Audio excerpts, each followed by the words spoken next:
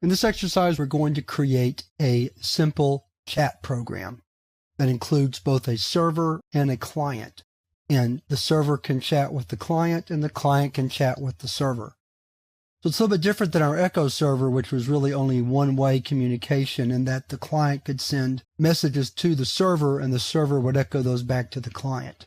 Now we can send messages both ways. You'll notice I've got split DOS screens here.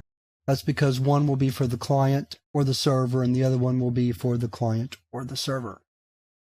First, let me show you the two programs. I'm not going to type them in from scratch. They're too long, and it'll take long enough just to explain how they work. So let's look at the chat server first, and we'll go through it line by line. Of course, we have our two imports for net.star and io.star. First thing we do is we set up a server socket and tell the program what port to listen on. Next, we create a regular socket which accepts incoming messages, and that's where we'll be listening for. Then we create an input object to receive input into the socket.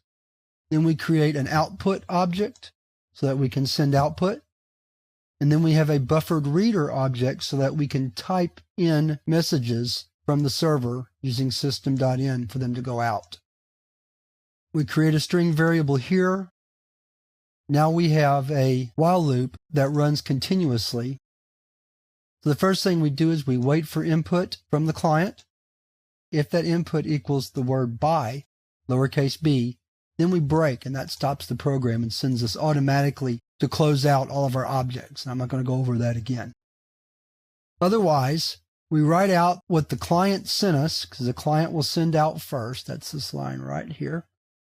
Then we write a prompt saying now the server's turn. The server can now send a message. So we get the line, and then we send it to the output. And that's all there is to it. Now let's take a look at the client program.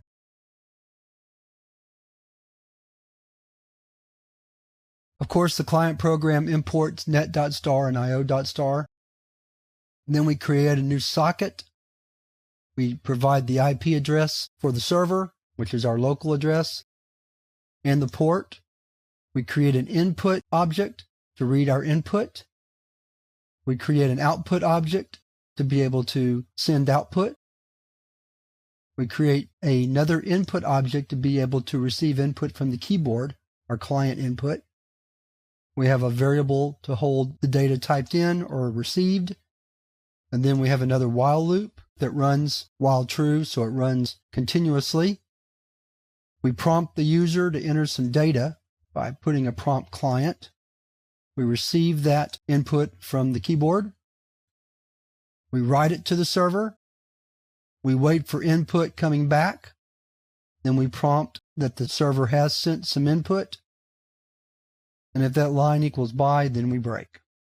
And then, of course, if we break, then we close out all of our objects. All right, so let's take a quick look at our programs. Let's get both of our windows up. So we start the server from 1. We'll do it from here. So now the server started. I did not put a message here this time. So the client's waiting for input. So we'll say hello server to the server. The client sent hello server. So we'll say hello client. Received by the client. Client says, what's up? The server says, not much. Client says, okay, not much for witty dialogue here. And then finally, we want to end this by typing by. And that stops everything. So that's an example of a simple chat program with both a server and a client. Lots of modifications you can make to that. You can have the server receive multiple connections so that multiple clients can connect. That would probably be the biggest change, so that multiple people can talk to each other. We could create a graphical user interface to make the program look prettier. But in this exercise, we've demonstrated very simple TCP/IP or socket communications, and that's what I wanted to achieve.